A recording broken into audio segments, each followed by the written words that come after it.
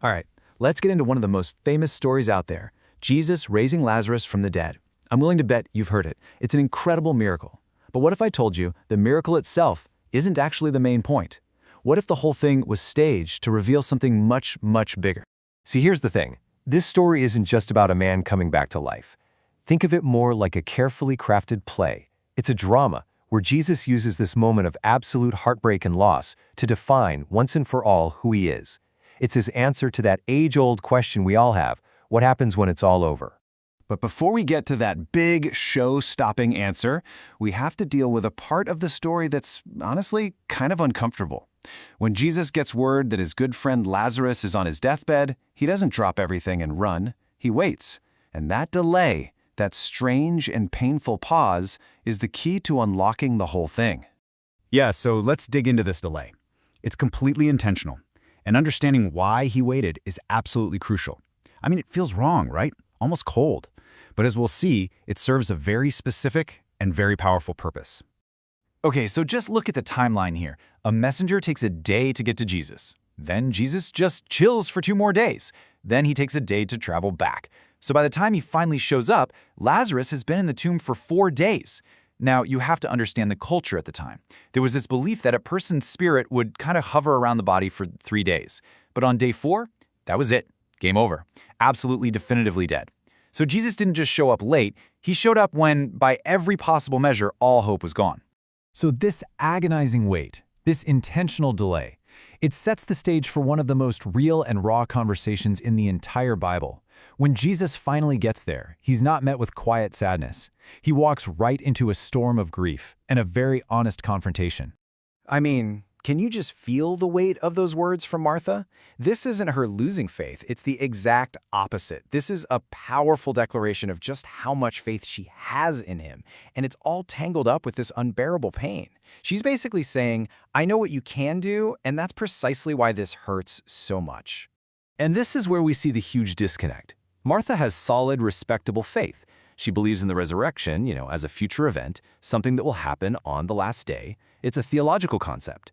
But Jesus is about to completely shatter that idea. He's going to take this abstract, someday belief and make it immediate, personal, and present. And there it is. This is the moment. This is the definition the entire story has been building towards. Notice he doesn't say, I will cause the resurrection. He says, I am the resurrection.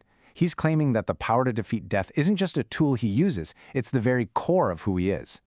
But, before we get to this ultimate display of divine power, we see this absolutely stunning moment of pure humanity. Right after making that massive theological statement, Jesus is just overcome. 2 words, Jesus wept. It's the shortest verse in the English Bible, but man, it might be one of the most powerful. Here you have the man who just claimed to be life itself, standing in the middle of all this pain, and he breaks down and cries. Which of course leads to the big question, right? It just seems like a contradiction. If you know you're about to fix everything, if you're about to turn all this crying into pure joy, then why are you crying? It obviously isn't from hopelessness, so what's going on? Well, it seems his tears came from a few different places all at once. First, just overwhelming empathy. He feels the pain of his friends so deeply it becomes his own. Second, there's a real anger there. He's looking at the wreckage that death causes, the enemy that tears families apart, and he's furious. And third, his tears show us his complete humanity. He's not some distant deity, untouched by our messes. He gets right down in the middle of our suffering with us. Okay, so his identity has been declared, his humanity has been on full display, and now we've arrived at the tomb. It's the climax of the story. It's time to put words into action. Jesus gives a simple command: take away the stone. And Martha, always the practical one, she objects. She's worried about the smell after 4 days. But Jesus insists. He isn't just opening a tomb here. He's about to tear down the very wall between life and death. And then, in a loud voice, he speaks right to the dead man. He doesn't ask God to do it. He doesn't pray. He commands Lazarus to live, showing that the authority is his. And the man who was dead for 4 days just walks out, still wrapped up in his burial clothes. So Lazarus is alive. It's an absolutely mind-blowing moment. But like we said right from the start, this story is about way more than just one man walking out of a tomb. So what is the real takeaway here? What does this all mean? And here's that new definition we talked about. See, Lazarus wasn't just resuscitated. He'd eventually have to die again.